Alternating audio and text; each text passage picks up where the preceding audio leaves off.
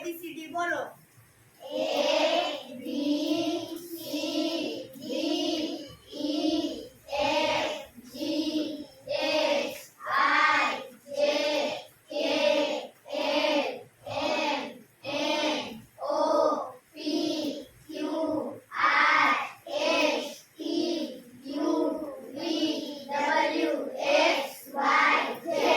ખૂબ સરસ.